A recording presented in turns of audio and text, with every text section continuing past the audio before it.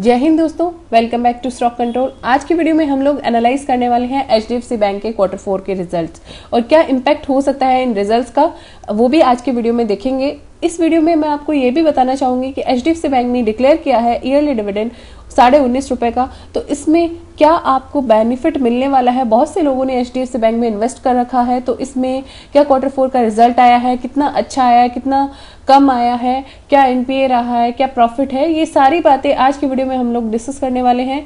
तो आशा है आपको इस वीडियो से क्लैरिटी मिल जाएगी। अगर फिर भी कोई भी क्वेरी रहती है तो आप हमें कमेंट कर सकते हैं। वीडियो कैसा लगा वीडियो को कमेंट करके जरूर बताइए और इस वीडियो को और भी लोगों के साथ शेयर कीजिए ताकि उनको भी अवेयरनेस मिल सके। और अगर अभी तक आपने हमारे चैनल स्टॉक कंट्रोल को सब्सक्राइब नहीं किया है तो उसे सब्सक्राइब करने के साथ साथ बेल आइकन को प्रेस कर दीजिए। चलिए वीडियो को स्टार्ट करते हैं। वीडियो को स्टार्ट करने से पहले एक छोटा सा डिस्क्लेमर मैं आप सभी को देना चाहूंगी कि ये वीडियो सिर्फ और सिर्फ आपके एजुकेशनल और फाइनेंशियल अवेयरनेस के पर्पज से बनाया गया है, तो इसमें हमारा कोई भी फाइनेंशियल इंटरेस्ट नहीं है। और आपको भी अगर किसी भी स्टॉक में इन्वेस्ट करना है तो उसके लिए आप सबसे पहले अपना खुद का रिसर्च कीजिए और उसके बाद ही उस स्टॉक में इन्वेस्ट कीजिए। अगर आपको कोई भी रेशियो की अंडरस्टैंडिंग लेनी है तो वो आप हमारी वीडियो से जो है ले सकते हैं। तो चलिए स्टार्ट करते हैं हमारे आज की इस वीडियो को। दोस्तों स्क्रीन पे आप देख पा रहे हैं, मैंने एचडीएफसी बैंक के क्वार्टर 4 के रिजल्ट्स को खोल लिया है। एचडीएफसी बैंक का क्वार्टर 4 का रिजल्ट जो है 31 मार्च 2024 का डाटा आया है। ये सारे के सारे डाटा जो है इन करोड़ के अंदर फिगर है, यानी कि जो भी डाटा हम यहाँ पे पढ़ेंगे वो सारा का सारा इन करोड़ में दिया गया है। क्वार्टरली डेटा और ईयर एंड डेटा दो डेटा के अंदर स्प्लिट किया गया है। क्वार्टरली डेटा में 3 क्वार्टर के डेटा स्प्लिट किए गए हैं। पहला है क्वार्टर 4 का डेटा 31 मार्च 2024 का, दूसरा डेटा है क्वार्टर 3 का डेटा 31 दिसंबर 2023 का, और तीसरा डेटा है आपका प्रीवियस क्वार्टर यानी कि कंपैरिजन प्रीवियस ईयर के साथ। तो ये भी क्वार्टर 4 का है लेकिन ये है 2023 का डेटा। और साथ में यहाँ पे नोट दिया गया है कि ये जो ऑडिटेड डेटा है ये सारा का सारा क्वार्टरली डेटा है, ये बैलेंसिंग डेटा है जिसमें आपका प्रीवियस क्वार्टर का डेटा जो है वो हटाया गया है। उसके बाद यहाँ पे ईयर एंड डेटा जिसमें 2023 का 2024 के साथ कंपैरिजन यहाँ पे दिखाया गया है। तो यहाँ पे अब हम सबसे पहले बात करते हैं क्वार्टरली डेटा के अंदर टोटल इनकम। तो टोटल इनकम अगर मैं बात करूं 31 मार्च 2024 को जो क्वार्टरली डेटा के हिसाब से इनकम बनी है एचडीएफसी बैंक की, वो बनी है 89,000 करोड़।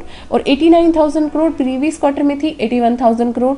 और उसके बाद अगर अपन देखें कि प्रीवियस क्वार्टर जो कि लास्ट ईयर का था उसके अंदर थी 53,000। तो अगर देखें तो इसमें यहाँ पे इमेंस ग्रोथ हुई है। तो यहाँ पे इमेंस ग्रोथ जो हुई है उसका सिर्फ एक ही रीजन है, क्योंकि 1 जुलाई के आसपास यहाँ पे एचडीएफसी बैंक का मर्जर हुआ था एचडीएफसी लिमिटेड के साथ।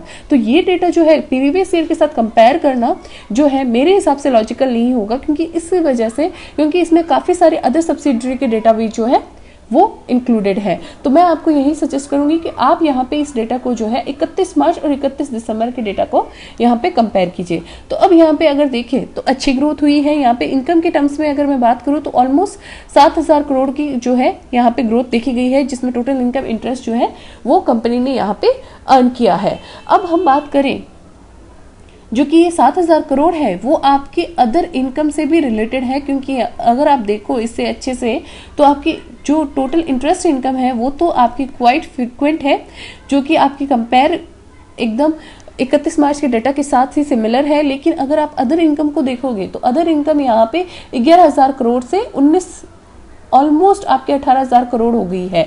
तो टोटल जो आपका 7,000 करोड़ का जो चेंज आया है वो इसी में आया है। तो इसमें दिया गया है नोट 9। नोट 9 को क्या है, तो दोस्तों मैं आपको नोट 9 को दिखाने से पहले आपको यहाँ पे ये बताना चाहूंगी कि अगर आप किसी भी डेटा को फाइनेंशियली एनालाइज करते हो तो उस डेटा को, उस रिजल्ट्स को आपको नंबर्स के साथ साथ उसके रिलेवेंट नोट्स भी पढ़ने चाहिए, ताकि आपको क्लैरिटी मिले कि उनमें क्या लिखा गया है, क्या डिस्क्लोजर दिया गया है। और जो नोट 9 के अंदर डिस्क्लोजर दिया गया है उसमें बताया गया है कि आरबीआई ने कंडीशन इंपोज की थी स्कीम के अंदर, जिसके अंदर बैंक ने सेल किए थे 14 करोड़ के equity share HDFC financial limited, जिसको एचडीएफसी क्रेडेला भी बोलते हैं। और ये कंसिडरेशन था जो था 9,500 करोड़ का कंसिडरेशन था, जिसके अंदर बैंक को गेन हुआ था 7,300 करोड़ का। अगर नेट ऑफ टैक्स का गेन देखें तो 5,500 करोड़ का नेट ऑफ टैक्स का गेन हुआ है। इसी वजह से जो 7,300 करोड़ की यहाँ पे अदर इनकम जो है वो बढ़ी है और ये हमारे क्वार्टर 4 के अंदर आई है। अब हम बात करते हैं एक्सपेंस। तो कोई भी कंपनी को इनकम कमाने के लिए कुछ ना कुछ एक्सपेंस करने पड़ते हैं। तो यहाँ पे अगर एक्सपेंस देते तो एक्सपेंस आपके बढ़ गए हैं 2,000 करोड़ से, यहाँ पे 58,000 करोड़ का एक्सपेंस था और इस क्वार्टर के अंदर 60,000 करोड़ का एक्सपेंस है। तो ऑपरेटिंग प्रॉफिट जो कि बिफोर प्रोविजन और कंटीजेंसी है, क्योंकि जैसे कि आपको पता है कि बैंक्स के अंदर काफी सारे प्रोविजन आरबीआई की तरफ से बनाने भी पड़ते हैं यहाँ पे आरबीआई के रेगुलेशन के अकॉर्डिंग। तो उसके लिए यहाँ पे जो 23,000 करोड़ का पहले प्रॉफिट था और अब जो है 29,000 करोड़ का प्रॉफिट है।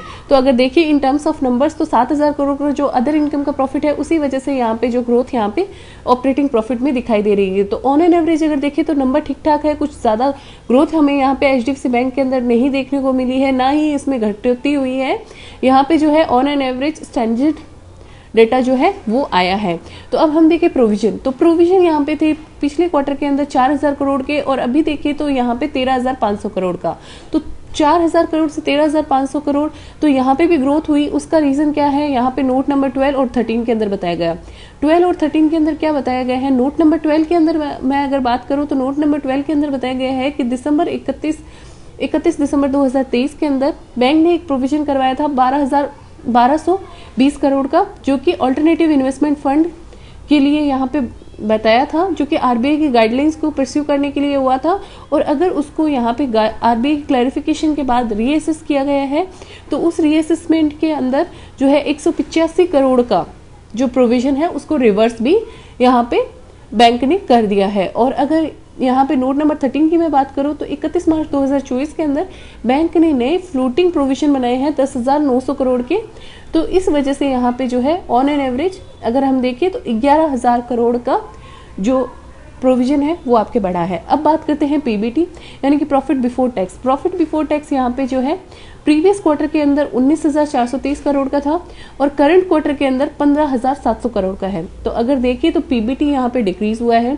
सिमिलरली अगर टैक्स एक्सपेंस की बात करें तो टैक्स एक्सपेंस के अंदर 3,000 करोड़ का टैक्स एक्सपेंस था, जो कि अभी नेगेटिव में 750 करोड़ का रह गया है।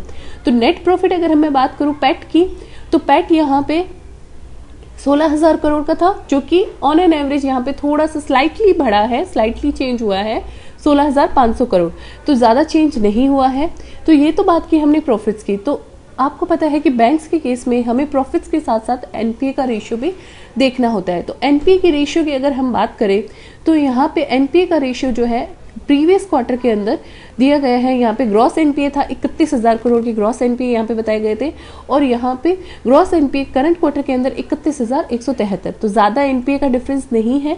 और in terms of net NPA अगर हम बात करें तो 7,600 करोड़ का एनपीए था, और जो कि 8,000 करोड़ का यहाँ पे एनपीए है। तो परसेंटेज ग्रोथ यहाँ पे ग्रॉस टू एडवांस देखें तो 1.26 से 1.24 है, और नेट एनपीए नेट एडवांसेस की बात करें तो 0.31 से यहाँ पे नेट एडवांसेस के रूप में 0.33 है। तो अगर देखें तो ज्यादा चेंज नहीं हुआ है, बट इसका इम्पैक्ट मंडे को क्या रहेगा ये देखने लायक रहेगा। तो यहाँ पे अगर हम बात करें नेट प्रॉफिट जो कि पर शेयर यहाँ पे इक्विटी शेयर्स के हिसाब से पर शेयर यहाँ पे पेड अप इक्विटी शेयर्स की वैल्यू जो है 750 यहाँ पे पेड अप इक्विटी शेयर्स की वैल्यू है।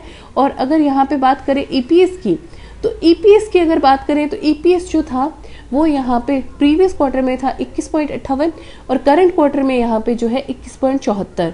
तो ये जो है ये डेटा हमने बात किया यहाँ पे इसके प्रॉफिट का क्या एनालिसिस, ये तो हमने एनालाइज किया यहाँ पे प्रॉफिट। अब हम बात कर लेते हैं यहाँ पे एचडीएफसी बैंक का जो है रिटेल सेक्टर के अंदर क्या योगदान रहा है। तो रिटेल सेक्टर के अंदर बात करें तो यहाँ पे सेगमेंट रेवेन्यू के तरफ हम बात करें तो प्रीवियस क्वार्टर के अंदर 64,700 करोड़ के यहाँ पे रिटेल बैंकिंग को लोन्स यहाँ पे बैंक ने बांटे थे, और अगर इस क्वार्टर करंट क्वार्टर की बात करूं तो वो 65,000 के हैं। तो यहाँ पे स्लाइटली जो चेंज है वो 300 करोड़ के आसपास का देखा गया है। तो अब हम बात कर लेते हैं न्यूज एनालिसिस भी, यहाँ पे क्या न्यूज आ रही है और शेयर्स का एनालिसिस भी। तो यहाँ पे हम दोस्तों बात करें तो सबसे पहले Q4 के रिजल्ट्स में सबसे अच्छी बात यहाँ पे निकल के आ रही है, बोर्ड ऑफ डायरेक्टर ने रिकमेंडेशन दी है डिविडेंड के रूप में, जो कि 19.5 रुपए पर शेयर यहाँ पे डिविडेंड मिलेगा Q4 के अंदर, और ये इसकी रिकॉर्ड डेट जो दी है वो है 10 मई 2024। अब हम बात दोस्तों हम सभी को पता है एचडीएफसी बैंक एक बड़ा हाथी है, और हाथी जो है वो धीरे धीरे ही चलता है। तो लास्ट 1 ईयर का डेटा अगर हम एनालाइज करें एचडीएफसी बैंक का शेयर प्राइस का, तो एचडीएफसी बैंक का शेयर प्राइस जो है अप्स एंड डाउन्स बहुत ज्यादा देखे हैं इसमें। यहाँ पे पहले अप था 4 मई के आसपास ये 1700 रुपए पे ट्रेड कर रहा था, जो कि यहाँ पे अक्टूबर आते आते 1450 रुपए तक हो गया। फिर से वापस इसने ग्रोथ स्टार्ट की और फिर से वहां से बढ़ते बढ़ते बढ़ते बढ़ते ये 1700 पे पहुंचा और उसके बाद फिर से जैसे ही Q3 का रिजल्ट आया तो इसमें ड्रास्टिक धड़ाधड़ यहाँ पे गिरावट दिखने को मिली, जो कि 1400 रुपए तक हो गया। अब फिर से यहाँ पे बढ़ने की जो है कगार पे है। अब देखते हैं यहाँ पे जो बोर्ड ने रिकमेंडेशन दी है डिविडेंड की और यहाँ पे जो नए चेंजेस आए हैं उसके बाद जो है HDFC बैंक का शेयर क्या उछाल के दिन दिखता है, सोमवार के दिन क्या उछाल पे दिखता है या गिरावट पे दिखता है, मार्केट का क्या मूव रहेगा। ऐसे ही डिटेल एनालिसिस स्टॉक से रिलेटेड हमारे चैनल स्टॉक कंट्रोल पे अवेलेबल रहेंगे। तो आप हमारे चैनल को सब्सक्राइब नहीं किए हैं अभी तक तो सब्सक्राइब कर लीजिए, ताकि ऐसे ही लेटेस्ट स्टॉक्स मार्केट से रिलेटेड वीडियो अपडेट आप सभी को मिल सके। बेल आइकन को जरूर प्रेस कर दीजिएगा। साथ में आपको स्टॉक मार्केट से जुड़ी और भी नॉलेजेबल वीडियोस जो है हमारे चैनल पे अवेलेबल हो जाएगी। स्टॉक मार्केट से जुड़े ही जल्द ही हम यहाँ पे कोर्सेज लॉन्च करने वाले हैं। तो आशा है इस वीडियो को और भी लोगों के साथ शेयर कीजिए ताकि उनको भी अवेयरनेस मिल सके। और अभी तक आपने हमारे चैनल स्टॉक कंट्रोल को सब्सक्राइब नहीं किया है तो उसे सब्सक्राइब करने के साथ साथ बेल आइकन को प्रेस कर दीजिए।